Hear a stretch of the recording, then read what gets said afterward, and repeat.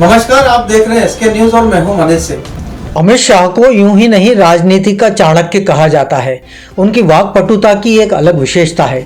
चाहे वह संसद के अंदर हो या बाहर, वे किसी भी मंच से महत्वपूर्ण मुद्दों पर बोलते समय विपक्ष की सतही आलोचना करने से हमेशा परहेज करते हैं। इसलिए अमित शाह ने सफल राजनेता एवं सफल गृह मंत्री के रूप में अपनी विशिष्ट पहचान बनाई है। मध्य प्रदेश की राजधानी भोपाल प्रबुद्ध जन संवाद सम्मेलन में जीत का मंत्र देते हुए केंद्रीय गृह मंत्री अमित शाह ने कहा कि वे अपनी बात प्रबुद्ध जनों के समक्ष इसलिए कह रहे हैं क्योंकि प्रबुद्ध जन केवल मत नहीं देते बल्कि नए जनमत का निर्माण भी करते हैं।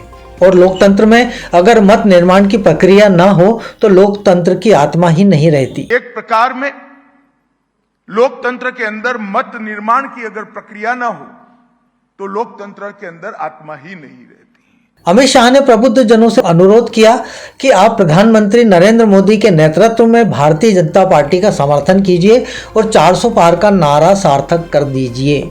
हम वादा करते हैं कि भारत माता को विश्व गुरु के आसन पर प्रतिष्ठित करेंगे और भारत को दुनिया का नंबर 1 देश बनाएंगे।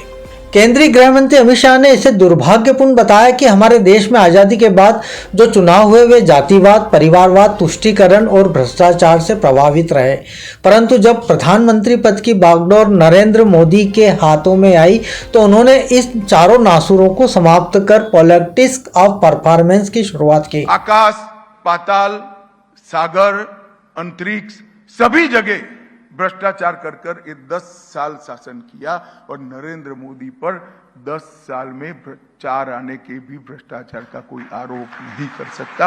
इस प्रकार का शासन आज देश सच्चे लोकतंत्र की दिशा में अग्रसर है। अमित शाह ने अपनी इस बात पर विशेष जोर दिया कि परिवारवाद को बढ़ावा देने से विश्व में भारत का सम्मान नहीं बढ़ता। विश्व में भारत को सम्मान केवल वही व्यक्ति दिला सकता है जिसके जीवन का क्षण क्षण, शरीर का कण कण मां भारती के लिए समर्पित हो। मोदी जी ने इस देश को गुलामी की निशानियों से मुक्त करने का काम किया है। मोदी जी ने इस देश में से हीन भाव दूर करने का काम किया है। भारत सब कुछ कर सकता है। भारत विश्व में सर्वप्रथम बनने के लिए है और यही स्थान, इस स्थान पर अधिकार अगर किसी एक देश का है तो भारत का है। ये आत्मविश्वास बनाने का काम नरेंद्र मोदी जी। प्रधानमंत्री नरेंद्र मोदी ने देश को तेज गति से विकास के रास्ते पर ले जाते हुए देशवासियों के मन में यह आत्मविश्वास पैदा किया है कि भारत के पास विश्व में सर्वप्रथम स्थान अर्जित का सामर्थ्य है।